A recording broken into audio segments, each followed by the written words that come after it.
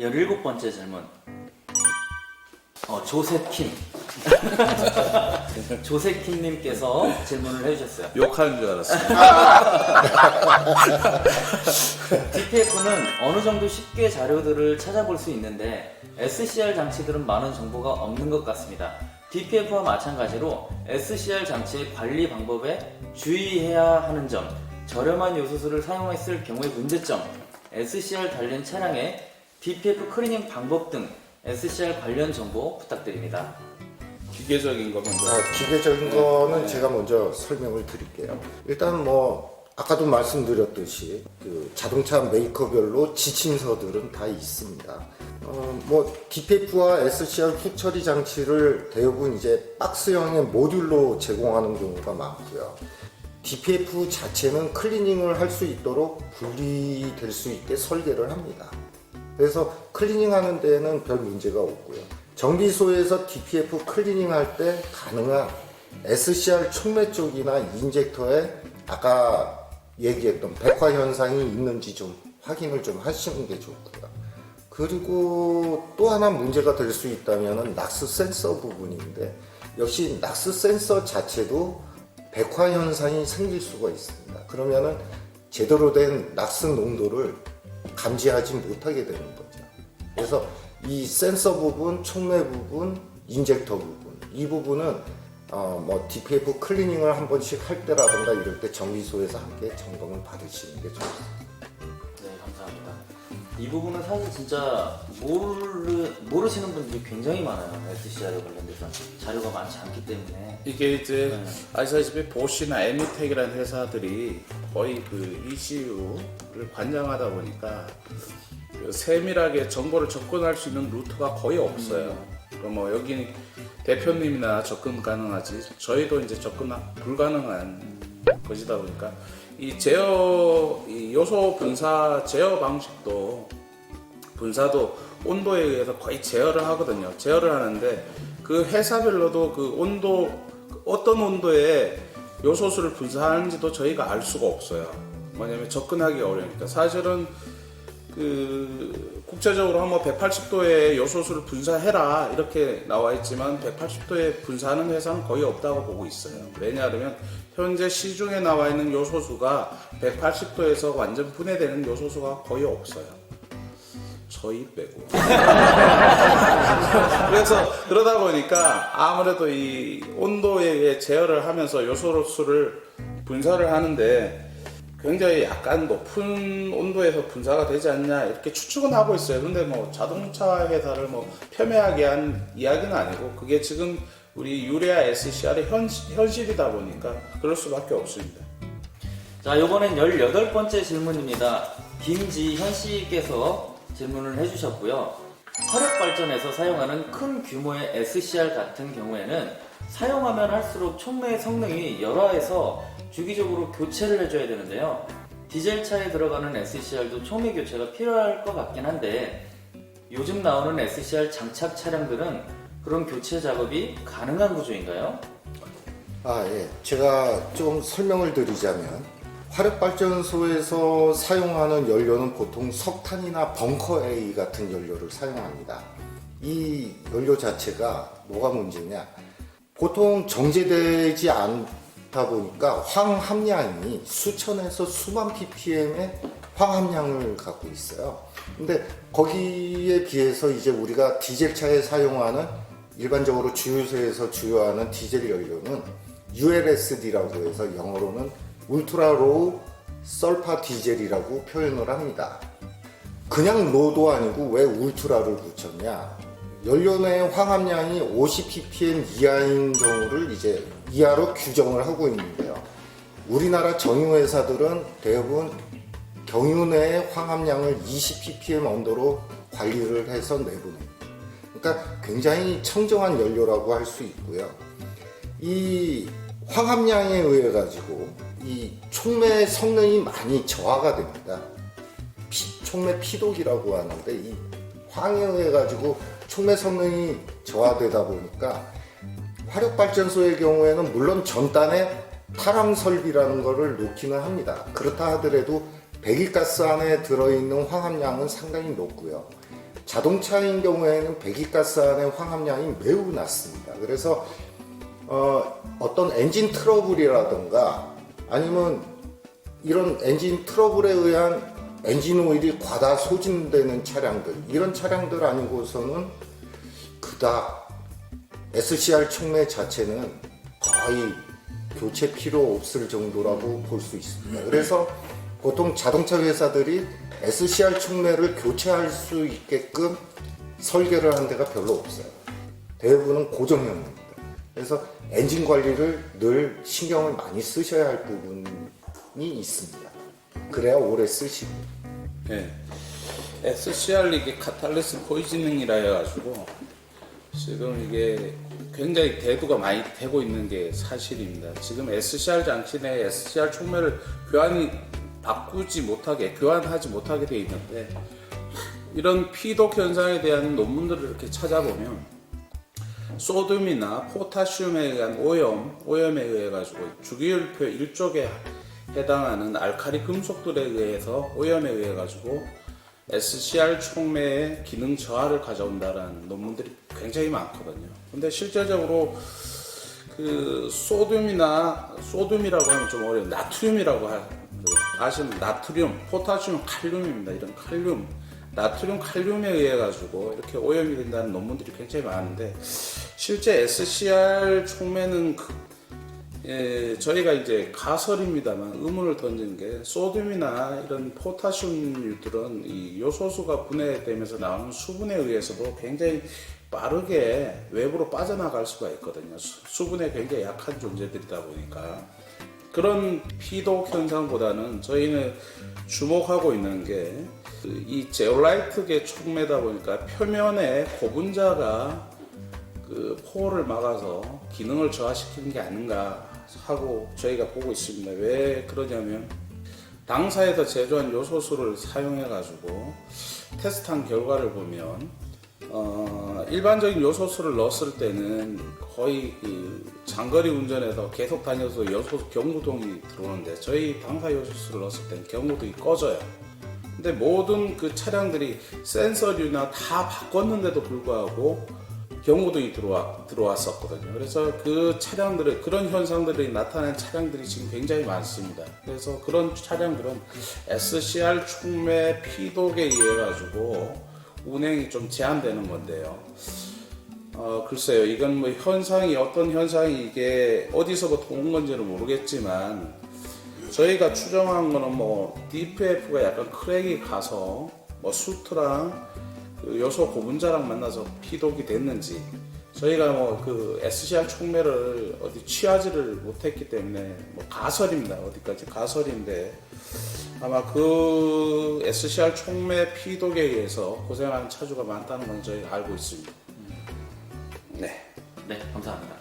19번째 질문이고, SCR 음원창빈님께서 질문을 해주셨습니다.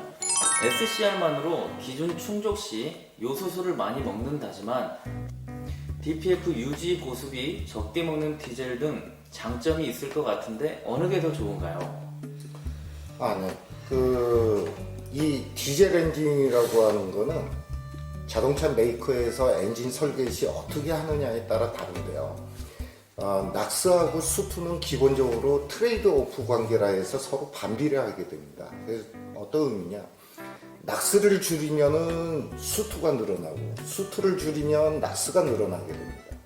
그래서 자동차사에서 과거 그래도 못해도 한 7년 그 이전, 한 유로4 이전 차량들을 보면은 세팅에 따라서 SCR 장치만으로 그 규제치를 만족시키는 경우가 있습니다. 그래서 일단 엔진을 어떤 식으로 세팅을 하느냐에 따라서 DPF, SCR 어느 쪽에 부하가 많이 가느냐, 이거와 같은 내용입니다.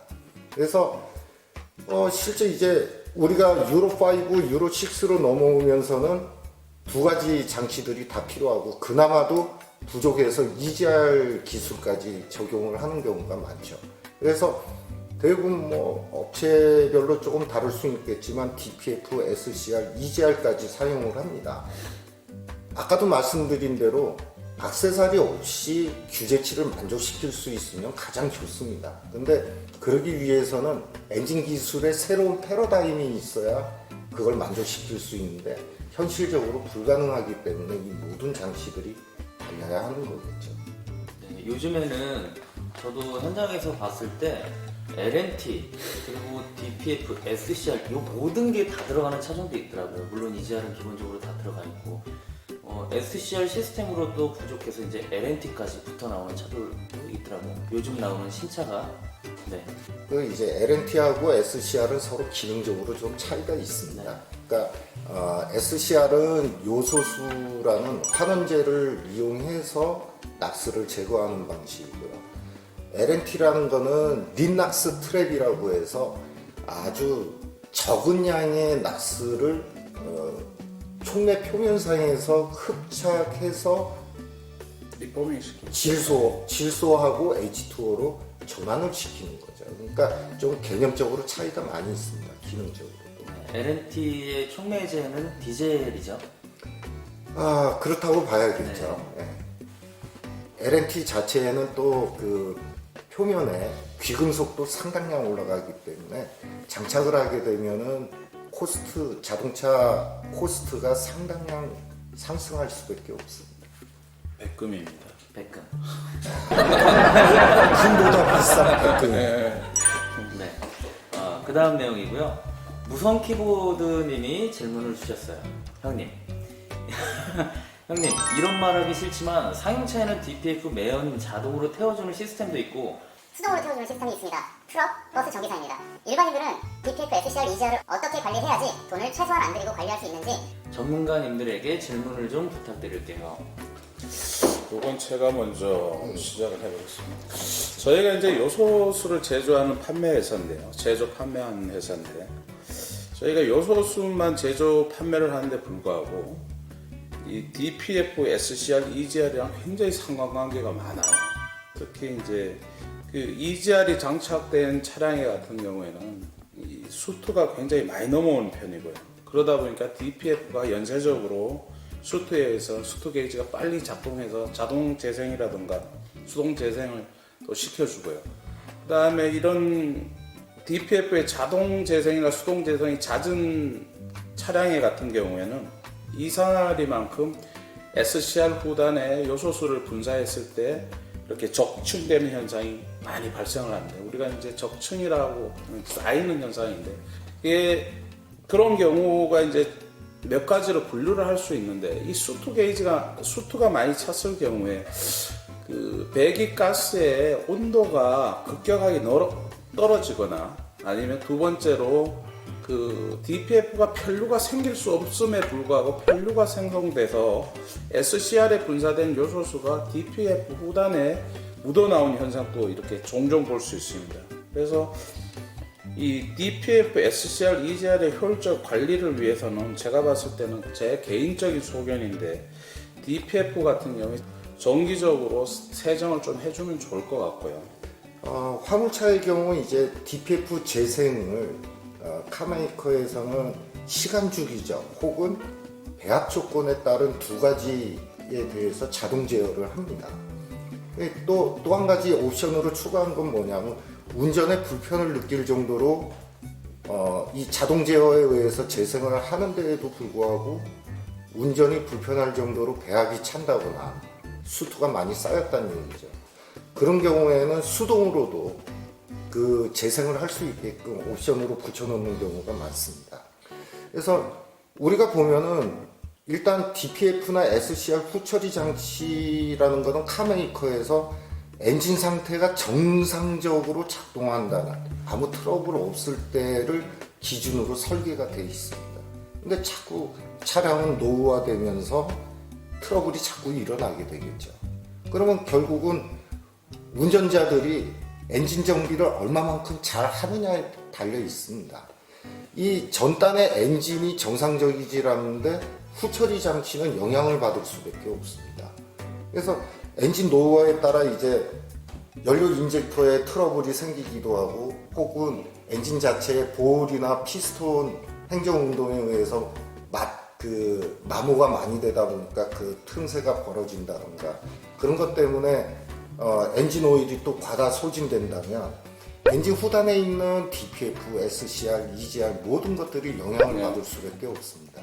그래서 가장 경제적인 방법은 후처리 장치가 워낙 고가로 가다 보니까 엔진을 얼마만큼 정비를 잘하느냐에 많이 좌지우지가 됩니다.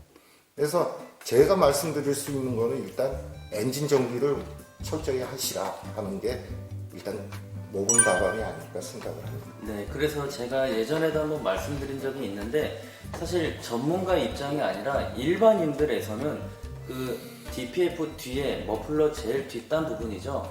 흑연이 나오는 걸로 제가 한번 영상을 만들었는데 보신 적이 있으신가요? 이게 머플러 똥꼬 수식이라고 자동차 똥꼬 수식이라고 해서 영상을 한 편 만들었는데 흑연이 아주 안 나오는 건 아니라고 아까 대표님께서 말씀을 주셨듯이 조금은 나와요. 조금은 나오는데 아래쪽 면이 아니라 옆면을 문질러 봤을 때 정말 심하게 나오는 차들이 있습니다. 그런 차들은 DPF에 문제가 있을 수도 있지만 DPF가 문제가 생기는 원인이 전에 있는지 DPF에 있는지부터 원인을 찾아야 돼요. 그래서 전에 그런 영상들을 만들었던 그런데 적이 있습니다. 저희가 이제 DPF를 저희가 그 샘플을 취해서 세정을 해봤는 결과에 의하면 네. 그 머플러 후단에 수트가 많이 쌓인 경우는요 거의 DPF가 크랙이 갔을 확률이 거의 99%입니다. 그렇죠. 네. 그 아까 이해수 대표님께서 말씀하시는 초미세 수트 같은 경우에는 사실은 그 머플러 후단에 이렇게 부착되지 않아요. 침착되지 않고 거의 대기 중으로 날아가거든요. 네. 그 양이 그리고 굉장히 많은 수준은 아니거든요. 네. 네. 그렇다 보니까 아까 저 수트가 많이 쌓였다 그렇다면 DPF를 의심하시는 게 가장 좋습니다. 크랙. 네. 근데 이제 그 크랙이 생겼을 다른 원인이 있을 수도 있는 거니까 그렇지 않을까요? 맞습니다. 그러니까 방금 전에 제가 말씀드린 대로 결국 DPF 설계는 정상적인 엔진을 기준으로 설계가 되어 있기 때문에 정상적인 엔진 작동이 된다면 DPF에 문제가 없어야 합니다. 실질적으로. 근데 아까 말씀드린 것처럼 자꾸 엔진이 노후화되고 주기적인 어떤 유지관리 방안들이 다 책자로 차량에 들어 있을 겁니다. 그거를 유지관리를 안 해주는데 어떻게 DPF라고 해서 감당을 할 수 있겠습니까? 맞습니다. 제가 이런 얘기를 한 이유는 현장에서 실제로 생기는 사례들이에요. 저희가 일하고 있으면서 현장에서 실제로 생기는 사례들은 DPF가 문제가 생겨서 DPF를 신품으로 교환을 했는데도 불구하고 며칠이 지나지 않았는데도 또 DPF가 네. 잘못되는 사례들이 있어서 그래서 제가 이런 내용들을 한번 만들어 봤던 적이 있어요. 네, 그런 경우가 거의 엔진 오일이 넘어온 경우가 많더라고요. 네. 네, 엔진 오일에는 그 스웰링, 팽창에 의한 크랙이 발생하는 경우가 굉장히 많은 걸 보고 있습니다. 하긴 뭐 스웰링도 문제지만 엔진 오일이 많이 소진되는 차량은 DPF에 엔진 오일이 젖어 있다고 표현을 해야 할까요? 그 상태에서 재생을 하면은 급격히 온도가 올라가면서 이 멜팅이 생기게 됩니다. 멜팅이 생기면서 크랙이 발생하거나 녹아 떨어지겠죠. 그쪽을 통해서 이제 바다한 매연들이 쏟아져 나오기 시작합니다. 네, 이번에는 DPF SCR에 관련된 질문. 대략 난감한 질문이. 저도 그 답변을 드리는 게 참 어렵습니다. 뭐냐면- 이게 뭐냐면